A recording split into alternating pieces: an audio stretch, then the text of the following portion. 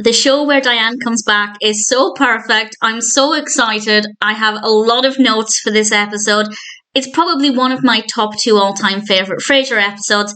It's the 14th episode of the 3rd season, directed, of course, by the wonderful James Burrows and guest starring the perfect Shelley Long. And there will be huge spoilers as I talk about this episode. I'm just bubbling over with happiness and some sorrow as well. It's a beautiful, perfect episode. But this is actually the first time watching it since watching Cheers. I initially watched Frasier. I then went and watched Cheers, and I have to say I prefer Cheers to Frasier. I love them both, of course, and I love Shelley Long. I love Diane, and obviously me watching this episode now is going to be very different to how I felt when I watched it the first time, because I had no idea who Diane was. Not really. I didn't really understand the Cheers references, so it's definitely a much more amazing experience watching this now, having watched Cheers and developing this relentless emotional connection to the show and the characters and Diane, and it's just absolutely gorgeous. So there are huge spoilers from now as I talk about so many things that happen in this episode and share some thoughts. It starts off really appropriately down at KSCL. Rod says to Frasier, and I quote, "Frasier, that was security. Some woman insisted on seeing you. She just blew right past them." And then we see Diane at the window. And it's just a perfect introduction. We hear Frasier scream, and then we see him bursting into Niles' office while he's with a patient. And he refers to Diane as the scourge of his existence. And at 1 minute and 8 seconds, he says her name. He says, "I'm talking about Diane Chambers." And apparently she's there because a play she wrote is actually being produced in Seattle. Seems like a pretty reasonable excuse for her to be there. It makes perfect sense. Niles starts to talk a little bit about her, pointing out that she did leave him at the altar, and we get some other facts as well, all of which, now that I've watched Cheers multiple times over, very common knowledge. But if, like me, you watched Frasier first, I think there's enough information in there to fill in the blanks and plug those gaps and make it very clear what their relationship was like. Honestly, it's a lot murkier than this episode makes it seem, but there's enough there that you can kind of follow what's going on. Niles points out that Frasier probably needs closure, but this is really interesting because leaving him at the altar happened really early on in Cheers.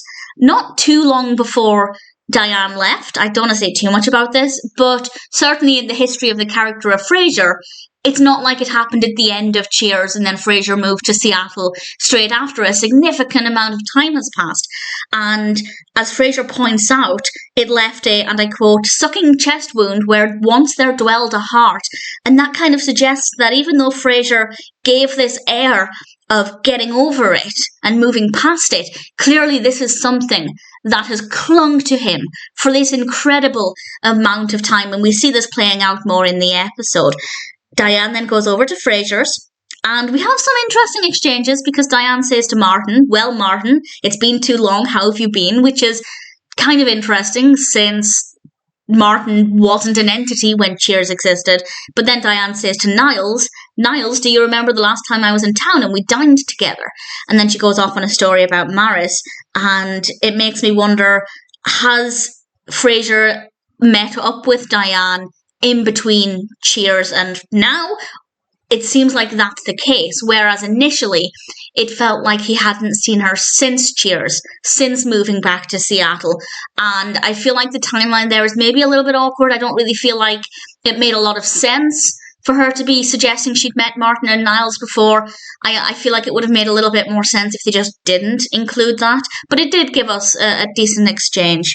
And they're having they're having dinner, and I laughed a lot during this episode. I will try and keep it together as I share these, but this is very, very funny. Diane's telling this story, and she says, "I suddenly discovered myself entangled in an enormous bed of," and she hesitates as she looks for the word, and Niles offers sea kelp, as in kelp of the sea.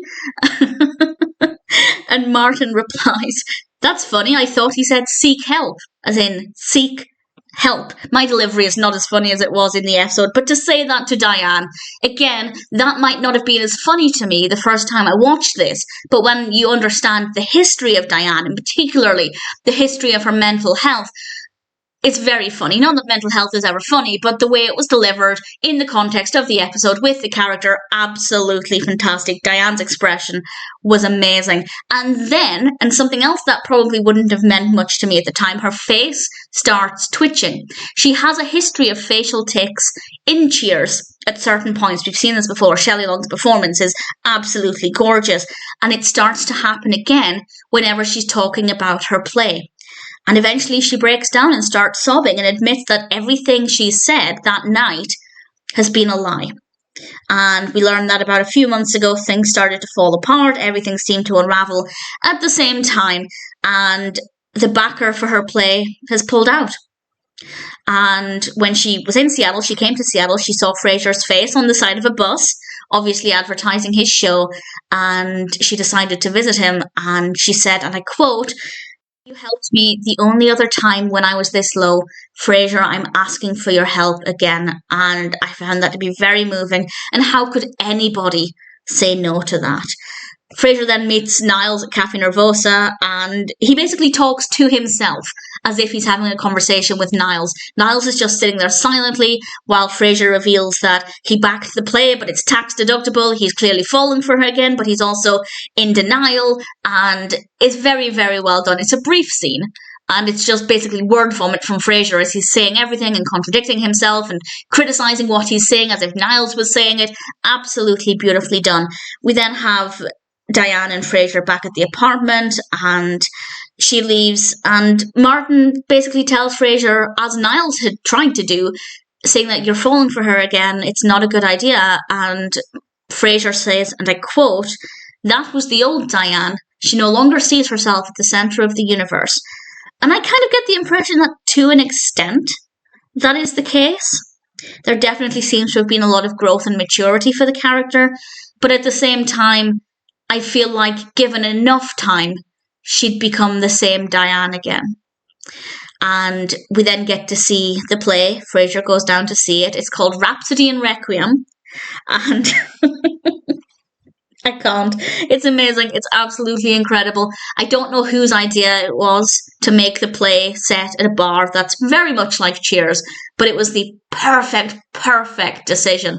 And in a way, I think it might have been Diane's idea to try and exercise some negative feelings that she was holding on to from the past. Is it a coincidence that the play was going to be produced in Seattle where Frasier lived? Perhaps, but it's very, very well done. The curtains open and we see the set of Cheers. It's not identical, but it's very clearly the same setup. And we have Sam behind the bar, and we have a character who's playing the role of Cliff, and the actor was just incredible. He did an amazing job. And then we cut to a character called Darla, who is clearly Carla, and then in comes Ned.